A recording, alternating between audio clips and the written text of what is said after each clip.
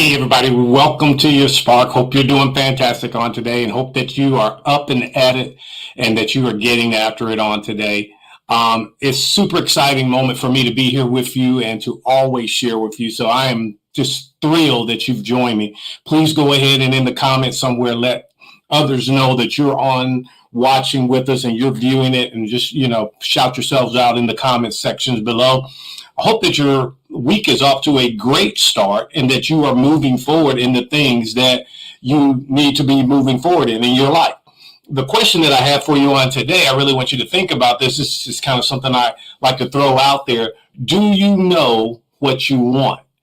And the reason why I asked you that, because one of my mentors asked me, say, hey, listen, the reason why many times you don't get what you want, David, is because you don't truly know what you want. So when you know what you want, then it is much easier to get the things that you desire if you would know. So that's why I asked you that question. Do you really know what you want? And if not, take some time and sit down and really, kind of drill it down, if you will. Find out, desire it, and get an understanding of it, get it on paper, all of those good things that lead to you having what you want, receiving what you want, being able to go forth and manifest the very things that you desire by putting yourself in the correct mindset and working it through. All right, so I just wanted to throw that out there to get you started on today. I hope that helps you, and hope you'll go and do those things. I want to continue to talk about our cleaning house series. Remember last week I started and I said it's time to clean house. And as we roll down through the end of 2022, I want to make sure that my mental house, that is cleaned up, because, I'm expecting exciting things, big things. I'm expecting great things to happen in the year of 2023, but I still have time in 2022 to do some necessary house cleaning. I shared with you on last week how my mom would go through 2 times a year, in the springtime and in the fall winter time, and we would just clean house. We would, open the windows and let it air out and get all the stuff that had been stored up and all those kind of things, and we would clean house. Today, I'm going in a direction, and I want to clean up negative thinking. Yes, I want to clean up the negative thinking, because a lot of times what happens to us, we get in this cycle, if you will, of negative thinking, and we continue what I call that negative spiral of going down. I want to help you with that on today. So first thing I want to talk about, what is negative thinking? Well, negative thinking is when you're looking at things from a negative mindset or a negative way, or I like to say it like this. I believe that negative thinking comes from overthinking. Now, that's something for me, because I'm the guy that wants to teach you not what to think, but how to think. And I believe sometimes we overthink things, or we have what I call excessive thinking. We all have that little voice in our head that talks to us all the time. And if we're not careful, we'll begin to overthink. Now, I'm big on thinking. I am. I'm big on thinking, man. As a man or woman thinketh, so is he. I've taught you that. I'm very big on thinking, but I think sometimes we go into this overthinking or excessive thinking. Let me see if I can paint an example for you that will help you. We go into the what if. How many times at night have you laid in bed or sat around somewhere and thought like, oh my God, what if? And so what I've discovered about that's overthinking it. That's excessive thinking. The what if question. What if? Well, what if this happens? What if this doesn't work out? Then what the what if leads to is like, oh no, oh my God, if that happens. And so now what we do, we go from what if to oh no, or oh my God, or we go on from oh my God, or oh no, then we start to worry. That's what it becomes. And worry or worryiness leads to unhappiness. And one of the true reasons why a lot of people are unhappy today is because they've overthought the process. They've had excessive thinking. And that excessive thinking has caused them to really become worried, and that worry has led to an unhappy life. So here's the truth of the matter. Unhappiness, a lot of unhappiness in our life is created by our thinking, our unnecessary thinking, or our over excessive thinking. I talk about the voice in your head. Let's look at that. The voice in your head, it never ever really shuts up. No, it doesn't. You do everything you can to silence it and everything, but it's still there. And so what'll happen, that voice comments on our life. Yes, it does. It comments on things happening in our life, and it also comments on things happening around our life. That's what I call the self-talk. Because truly, that voice in our head is us. And we have to come to that awareness. We have to understand that. That's self-thought. And that self-talk. Now, here's the thing about it that's really, really critical that we have got to get a handle on. Every thought causes a reaction. That's called your emotion. Yes, it does.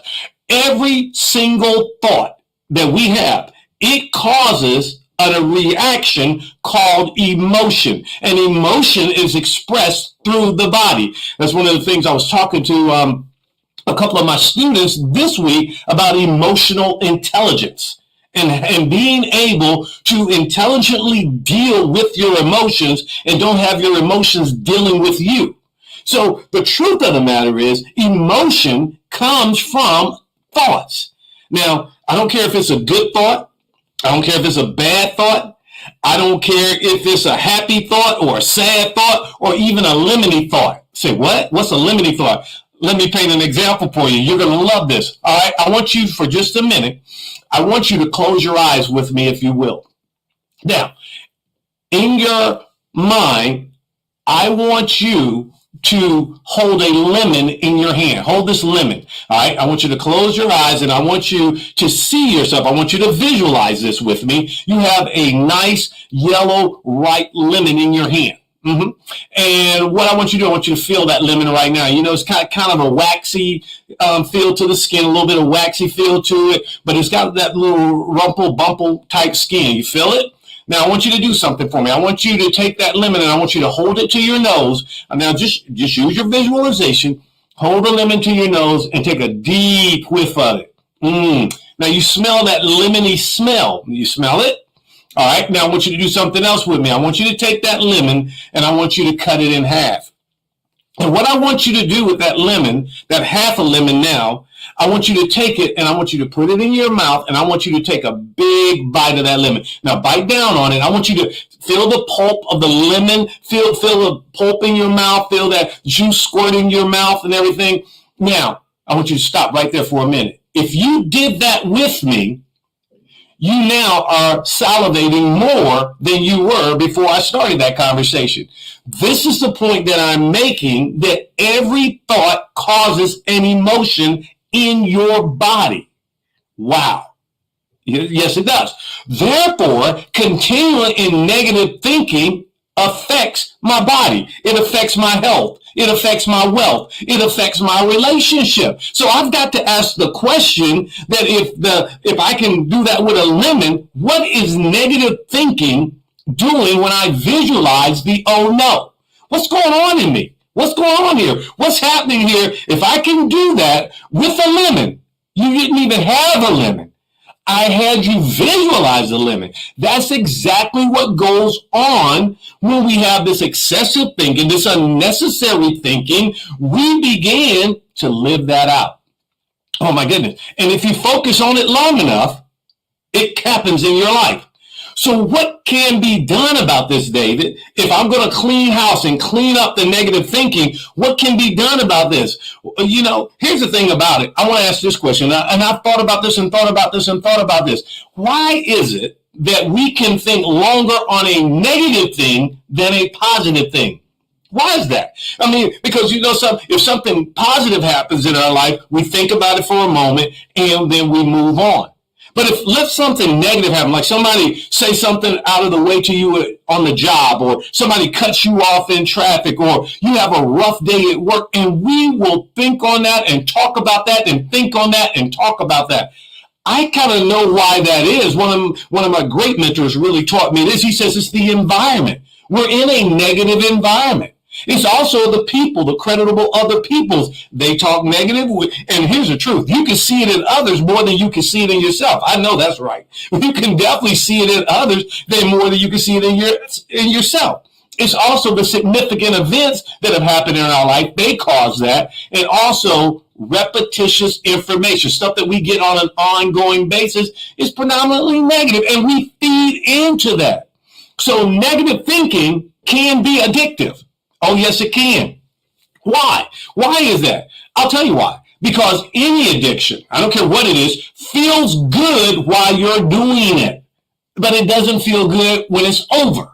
Now, I want you to follow me with this. Think about somebody who's addicted to alcohol. When they're drinking, they're the life of the party. They're having a good time and everything else, and boy, oh boy, oh boy. But after they're done drinking, they sit back and think, I shouldn't have done that. I spent a lot of money on that. Oh, I messed up on that. I shouldn't have been doing that. I said I wasn't going to do that again. That is exactly the same way negative thinking can be. A negative thinking can become so addictive. And what we have to do, we have to understand that it feels good while we're talking about it, while we're getting it. Well, I'm going to tell them a piece of my mind. The next time that happens, that feels good. But when it's over, we recognize that negative thinking did not serve us. It didn't do us any good. It didn't help us. It didn't make things better. So with that being said, what I want to do today, as I wrap this up, I just want to give you a couple of pointers, if I can, on how we're going to clean up the negative thinking.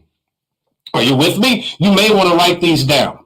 Number one, we have to become what I call consciously aware. What does that mean? Be aware in the moment.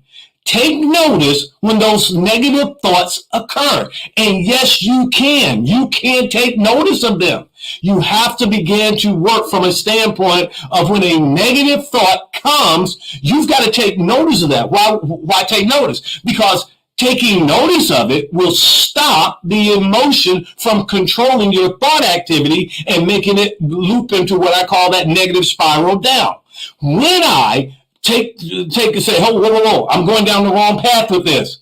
When I do that, now I'm taking notice that this is not going the way I wanted to go as far as my emotion. So I'm gonna check that. Here's the second thing you need to do. Do not believe it. What do you mean don't believe it? Question the thought. You need to question it. What do you mean question it, David? You need to ask yourself some questions about it. You need to ask yourself, is this true? You're sitting up at night worrying all night long about something that has not happened, probably won't happen, and if it does happen, you're going to be able to deal with it. So you have to say, hey, is this true? Is this thought right now that that self-talk is giving me, is it true? And a lot of times people say, oh, yeah, it's true, it's true. Well, let's probe a little deeper then. Let's probe a little deeper by asking yourself, do I know it to be true? Because, see, a lot of times we'll accept that, yeah, that's true because somebody else told us it was true, but we don't know it for ourselves to be true. Isn't it something how it proves itself out, though, if we'll let it? Like if you say bad things always happen to me, I can never catch a break, Isn't it something that bad things always happen to you and you can't ever catch a break? And the reason is because you think bad things always happen to you. And just like I shared with you before, that leads to you worrying about it. It causes an emotion for bad things always happen to you. You've got to get out of that. You've got to question those thoughts when they come up in your mind. Interrupt them from getting to the emotion. Sever the thought from the emotion and then think a different thought. My goodness, if you think a different thought, replace that one. That's what I call it, the remove and replace. You've heard me teach on that before. If you haven't, go back and look at it. The remove and replace. You remove the negative thought and replace it with a more positive thought. Even if the positive thought is, if this does happen, I'm going to be able to handle it. I'm going to be able to overcome it. I'm going to be able to deal with it. And I promise you this right here, that if you'll begin to do those things, you're going to clean up all that negative thinking. You're going to get that stuff out of your way, and your life is going to be tremendously, tremendously better. All right. I hope this helped you. If it did, do me a favor, as I always ask you to do. I really want you to do that.